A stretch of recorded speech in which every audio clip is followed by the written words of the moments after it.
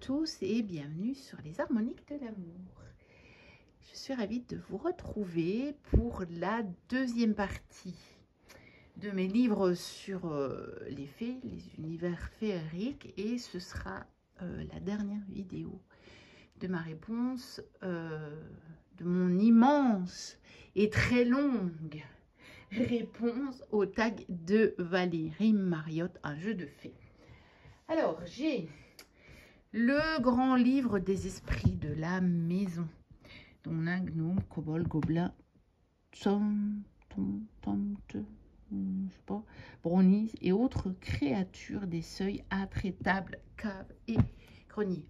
J'avais acheté le grand livre des esprits de Noël et dans la foulée, je les ai trouvés tellement beaux, enfin je l'avais trouvé tellement beau que j'ai acheté celui-ci et un autre que je vais vous montrer après. Donc voilà, c'est voilà, vous voyez, peupleféerique.com. Voilà, on a ce genre d'illustration. Je vais essayer encore, mais là, alors du coup, vous voyez plus tout. Je n'arrive pas avec le téléphone à vous le cadrer, à moins que j'arriverai à le... je vais voir si je peux le surélever encore un peu. Bon, voilà, je pense que comme ça, on verra mieux. Donc voilà, le genre de livre. Donc on a une grande illustration d'un côté et on a le texte de l'autre côté. Donc voilà. Après, non, parfois on n'a pas une grande illustration à chaque fois. En fait, je me souvenais même plus. Voilà. Donc celui-ci, c'est pas nécessairement beaucoup de fées, mais c'est quand même le monde féerique. Ce sont des esprits qui sont quand même proches, on va dire, des fées. Voilà. Bon, celui-là, je m'en étais aussi servi à un moment dans mes vlogs. Voilà, parce qu'on a des lutins, vous voyez, on a des lutins, donc voilà, on est très très proche du monde des fées, mais on a aussi, regardez, les chats, des esprits trop miaou. Ensuite, j'ai le grand livre des esprits de la nature. Donc là, on a beaucoup plus, vous voyez, on a les fées, les elfes, les lutins, les faunes, les sirènes, les pixies, les dryades et autres créatures des forêts, montagnes, rivières, océans et jardins. Donc dans celui-ci, il y a évidemment beaucoup plus de fées. Donc c'est le même, je veux dire, c'est le même modèle, hein, et c'est le même principe de livre. Donc vous trouvez exactement le même genre de choses, parfois une grande illustration et sinon des plus petites illustrations comme ça. Et vous avez chaque fois le texte esprit par esprit. Vous voyez, voilà, ce sont de très très beaux livres, eux aussi. Et je pense que ceux-là, je les avais aussi trouvés sur Vinted. Hein. On trouve tout sur Vinted. On trouve de tout. En tout cas, au niveau livre, on trouve beaucoup. Parce que j'achète, moi j'aime bien lire, j'ai toujours adoré lire. Et donc j'achète aussi d'autres genres de livres, des romans, ce genre de choses-là. Et bon, on les trouve aussi sur Vinted. On trouve beaucoup de choses. Donc ils sont de Richard Elie et illustrés par Frédéric Devos. Donc tous les deux. Alors j'ai moi aussi ce grand livre des êtres de lumière que et Valérie et Mika ont présenté, si je ne me trompe pas, de Philippe Gilbert et Martine Isadora Gilbert, donc qui sont un couple aux éditions Exergue. Il est sorti maintenant il y a un moment, mais moi je l'ai acheté, il venait de sortir il y avait à peine quelques mois. Donc il est en 2022, je pense que j'ai dû l'acheter peut-être début 2023, quelque chose comme ça. Il y a déjà un bon moment que je l'ai. Il est très très très bien fait. Il est illustré avec des peintures, beaucoup d'aquarelles de Martine Isadora. Et il est très bien fait parce que on peut ou vraiment le lire comme ça, ou aller, parce que moi je ne l'ai pas lu en entier, Mais je suis allée, et d'ailleurs il explique hein, dans l'introduction, on peut aller voir sur la table des matières, tiens, je voudrais en savoir plus sur tel être de lumière. Et donc, il y a des chapitres que j'ai lus en entier, puis d'autres où j'ai lu des petits, des petits extraits, parce que par exemple, j'ai repéré, admettons, je ne sais pas si je vais trouver un exemple comme ça, mais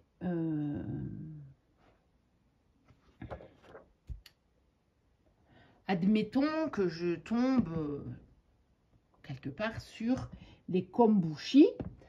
Je vais chercher s'ils y sont. Bah, ils y sont évidemment ici, hein, puisque là j'ai pris l'exemple là-dedans. Et je vais aller regarder juste le petit chapitre sur ça. C'est un petit peu comme une encyclopédie, si vous voulez. Elle est un petit peu... c'est un livre qui est un petit peu formé de cette façon-là. Par exemple, je sais que j'avais été voir les maîtres ascensionnés, et ici notamment les Melchisédek, parce que vous voyez, ça c'est un signet de chez Célia. Et donc, je sais que j'avais été voir ça parce que à un moment, je sais pas, j'étais tombée sur un truc sur les maîtres ascensionnés que je voulais en savoir plus. Donc voilà, je n'ai pas tout lu, mais j'ai quand même lu une grosse partie. Il est vraiment bien fait, il est très intéressant. Et j'avais regardé aussi une vidéo YouTube sur les deux auteurs. Et je les trouve très chouettes, très simples. Parce que, et ils l'expliquent dans le livre, ils disent qu'absolument tout le monde peut se connecter. Et ils expliquent un peu comment faire, et c'est très simple. Parce que vous savez, moi je ne suis pas un grand rituel, machin, allumer une bougie à l'est, une bougie rouge à l'ouest, avoir une plume au milieu du machin, avoir de l'eau qui vient de machin, ou qui a été tirée d'une source un jour de pleine lune. Moi, ce genre de truc, c'est pas moi. Je critique pas, mais c'est pas moi. Ça ne me correspond pas du tout. Et donc, par contre, ici, il explique des manières très simples, très évidentes. Parce que pour moi, si on est, et ça c'est ma croyance, chacun et chacune une étincelle de la source, il n'y a pas besoin de faire tous ces machins-là. Hein. Ouais. On se connecte juste directement. On va dire que la connexion, elle est directe. Alors, ben, le grand livre des esprits de Noël. Fées, elfes, lutins et fantômes. Et donc là, on a plutôt des esprits de l'hiver, hein, et rattachés aux légendes plutôt du temps de Noël. Et notamment, on a les anges, évidemment, ici. Hein. Mais bon, il y en a qui disent que les énergies des fées sont très proches des énergies angéliques. Donc, vous voyez, tout ça, tout ça a un lien. C'est le monde invisible dans lequel nous baignons. Hein. C'est simplement que nous, étant incarnés dans des fréquences donc plus basses, plus matérielles, plus solides, on n'a plus cette capacité, sauf à de rares exceptions, hein, la capacité de les voir avec nos yeux physiques. Mais on peut s'y relier et on peut aussi peut-être quand même un petit peu développer cette vision. Donc voilà, celui sur les esprits de Noël. Et donc ils sont tous les trois de Richard Elie et Frédéric DeVos. Alors j'ai bien entendu la grande Bible des fées d'Édouard Brazé. Alors ça, c'est un des plus beaux, je trouve. Il est magnifique, ce livre. En plus, moi, il m'avait été offert par une de mes amies. Et donc, j'ai un lien particulier avec ce livre. Et je trouve, au niveau des illustrations, c'est un des plus beaux. C'est celui qui contient les plus grandes illustrations, vous voyez. Il y en a énormément. Et et alors celui-ci, bah, la plupart, Il me semble que la plupart des illustrations sont faites par Sandrine Gestin. Il faudrait que je regarde. Voilà. Vous avez Sandrine Gestin, Amandine Labarre, Alain Marc Frier et David Thierry. Mais je sais, je reconnais le style de Sandrine Gestin. J'aime beaucoup ce qu'elle fait. Et il y en a pas mal. Et donc, on a toutes les fées, hein, toutes les catégories de fées. Puis, les maisons des fées, vous voyez, les mini-services des fées. Il est très complet. Je pense qu'on le trouve... Celui-ci, je crois qu'on le trouve encore neuf. Et alors, bon, vous pouvez aussi le trouver d'occasion sur Vinted sans problème. Et il est vraiment magnifique, celui-ci. Alors, on a des grandes fêtes liées aux fées aussi. Il est complet, hein, parce que celui-ci, il n'est que sur les fées, par contre. Au contraire des autres que je vous ai montrés, d'Édouard Brazé, qui est sur tous les esprits de la nature. Et ici, par contre, on n'a que les fées. Et donc, il est magnifique, je l'adore, ce livre. Donc, la grande Bible des fées d'Édouard Brazé. Alors, on va prendre celui-ci. Alors, vous l'avez déjà vu en fait. Sauf que c'est comme je vous disais dans l'autre vidéo, mais j'ai aussi trouvé la grande encyclopédie du merveilleux. Alors, c'est le même contenu, mais vous voyez, il est encore plus grand. Donc, peut-être que si je recule, vous verrez tout. Ouais, comme il est. J'ai mis le téléphone plus en hauteur. Donc, voilà. Donc, simplement la grande encyclopédie parce que, vous voyez, la police d'écriture, elle est beaucoup plus grande. Et alors, vous avez des illustrations en grand. Donc, il est magnifique celui-là. Mais, parfois, on a peut-être envie de le consulter ou moi, je vais peut-être avoir envie de l'emmener en vacances parce que c'est en vacances que j'ai plus l'occasion peut-être de lire. Mais alors, je ne me vois pas mettre ça dans ma valise, hein, parce qu'il est très, très lourd, il est énorme. Vous voyez l'épaisseur, et donc, il est très lourd, il est encombrant. Mais je n'ai pas résisté au plaisir de me le prendre parce que, encore une fois, je l'ai trouvé à un prix très, très bas sur Vinted. Il faut parfois un peu chercher pour certains. Je vous le dis parce que celui-là, je sais que je l'ai cherché pendant un moment, je le voyais passer à 50 €. J'ai dit, 50 € pour ça. Et surtout que je l'ai déjà. Mais j'ai fini par le trouver à presque rien. 10, 15, peut-être 15 €, je ne sais plus. J'ai pas dû mettre plus que 15-20 €. Parce que c'est un gros livre. Donc, j'étais quand même d'accord de mettre éventuellement 20 € parce que... c'est un fameux livre, quoi. Hein. Il fait son poids, il est grand, donc voilà. Là, je voulais... J'étais d'accord, pas 50, mais bon, voilà.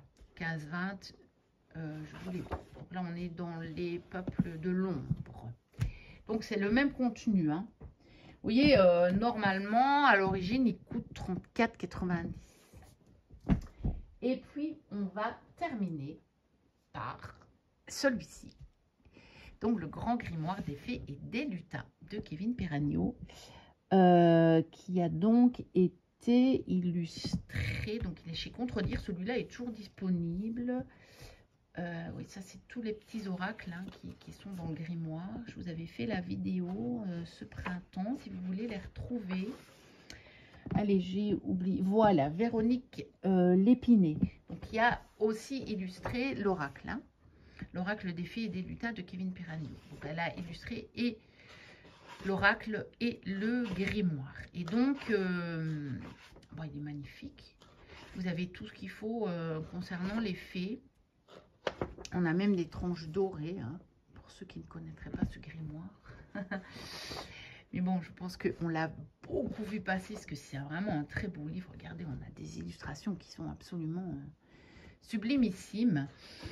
Et qu'est-ce que je voulais dire? Oui, et donc je revenais sur le fait que vous avez avec ce livre un petit jeu de cartes. J'aurais dû le sortir, je vais le prendre. Donc voilà, vous avez avec le grimoire un petit jeu comme ceci. Bon, pas le pochon, hein, ça c'est un pochon que moi j'ai mis. Vous avez des petites cartes comme ceci. Donc on a le dos comme ceci. Et il n'y a que des chiffres dessus. Et selon, vous utilisez toutes les cartes ou pas toutes les cartes. Et vous avez dans le bouquin, voilà, par exemple, c'est vers une connexion harmonieuse. Vous voyez? Et donc, vous mélangez vos cartes. Et par exemple, je suis mal mise pour mélanger, j'arrive même pas à mélanger. Voilà, vous allez tirer celle-ci. C'est la 16. Et bien, vous allez aller voir la 16. Sauf que voilà, dans cet oracle-là, eh bien, vous n'avez même pas la 16. Vous voyez, il fallait prendre que jusque 13. Donc, voilà, on prend une autre. Ben, la 21, sûrement pas. Ben, voilà, la 8. On va prendre la 8 et vous allez vous référer au numéro 8. Et on va vous dire la musique. Une douce mélodie peut être un élément important pour vous connecter avec vos alliés des mondes féeriques. Vous pourriez recevoir l'inspiration et des réponses en écoutant de douces vibrations. Prenez un instant pour bercer votre âme avec de la musique. Donc voilà. Et selon les oracles qui sont contenus donc, dans ce grimoire, vous avez plus ou moins, vous travaillez avec plus ou moins de cartes. Ici, par exemple, vous n'en avez que 11. Vous voyez les messages? Voilà. Ça, c'est les messages de votre enfant intérieur. Vous n'en avez que 11. Donc voilà, vous en avez, il y a des tas de choses dedans. Donc il y a vraiment plusieurs oracles. Hein. Donc si ça vous intéresse, j'ai fait une vidéo. Il faut remonter dans mes vidéos. C'était au printemps 2024. Donc ici, on a les clés, symbolique des clés. Et puis, vous avez encore, par contre, ici, voilà. Là, vous avez encore un oracle en bibliomancie. Et voilà. Voilà. Là, vous l'utilisez en bibliomancie, c'est-à-dire que vous prenez la partie où il y a les messages. C'est le mot de la fin. C'est les annexes. Voilà. Je pense que c'est jusqu'ici. Voilà. Et vous l'ouvrez et vous avez votre message. Les lutins et les fées ont entendu vos souhaits, patience. Parfois, les réponses peuvent mettre du temps à arriver. Donc voilà, il est magnifique ce livre.